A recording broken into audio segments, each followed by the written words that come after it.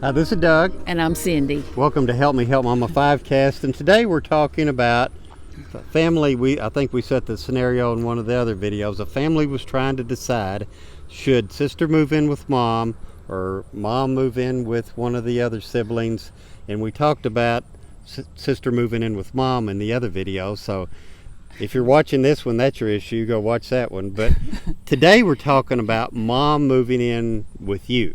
And so there are a lot of issues here. So what should we talk about in a few minutes that we've got to cover on that one? Okay, so I think the first issue is, does mom want to do this? Yes. Mom's been independent and on her own for how many years now?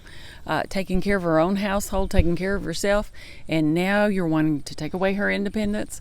You need to make sure that this is really what she wants, because if not, that's going to cause another realm of issues. And does if you're one of the kids watching this, is your family on board with this? You need to talk with your spouse. If you've still got kids at home, talk to them about grandma's moving in with us. Yes. Talk about everything associated with it. I remember when I was a kid, my grandpa moved in with our family for about a year. Everything was fine. We all loved Grandpa. Grandpa loved us. But it was this different, it was this different scenario. I can't describe different, but it was different while he was there. For a period of time, your mom lived with us, and we got along fine. Everything was fine, but it was different. So have this discussion with your family, and that's a big thing to do before it happens. Absolutely. I think what you need to do is kind of walk through the day-to-day issues. It's going to be more people in the kitchen. More people are going to be sharing the bathrooms. Just the more laundry to do. Who's going to be responsible for what? It's not going to be Friday night pizza time. Just the immediate family sitting around on the couch, having pizza. Because grandma's going to be there too. Can grandma eat pizza? Is this something she would want to do? Or is that going to cause her to go to her room and close the door and not be a part of the family? So talk about all of this, and it's important to talk about because mom is selling her house. It's gone. She's moving in with you. And so it's an easy deal to get into.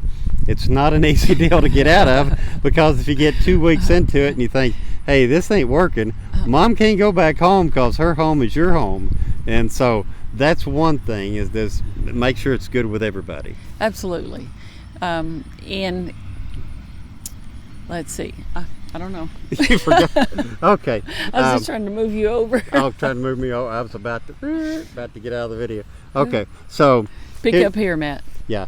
Here is another thing to think about is, what is the arrangement? You need to discuss, again, communication, transparency with all of the family members. Is mom going to be paying you? I mean, she's living in your house, so is she going to be helping to make a mortgage payment? Is she going to be helping with utilities? Maybe she sold her house. Let's say she sold her house for $100,000 and I'll just give you this money, and that'll be like a lump sum payment, and she won't pay anymore. She just gave you that money. Well, maybe you put that down on your mortgage on your house. Or maybe you see some families that build in-law quarters, like a little wing that later on after mom passes will be like a master bedroom or a game room or something like that. But if something like this happens, it's very important to get with your siblings and be very transparent, communicate, and because they may think, well, mom gave you $100,000 and there's 5 of us, so like after she dies, you give us like $20,000 each, right back? Absolutely. And it's not just paying the rent or investing in your home.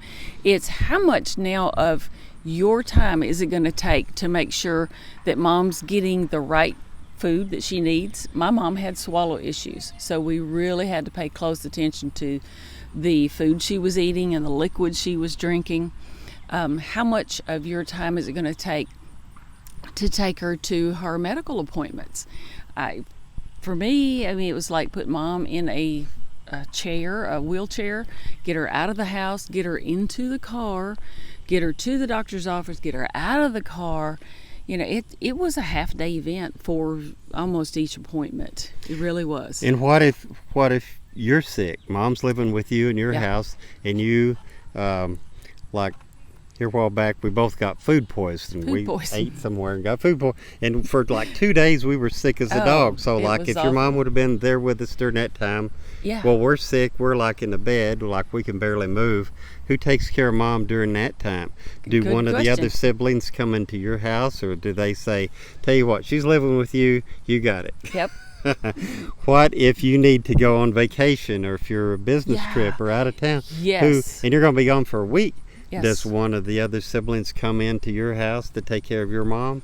I mean, all of these things need to be worked out in advance. You can't just assume that. They need to be worked out. And it may be very important to note, like if your mom has Alzheimer's and it's more advanced, you don't want to take her out of your house and take her to your sibling's house just so you can go on a 1-week vacation, because moving from one house to the other may not be good at her. It may really get her confused.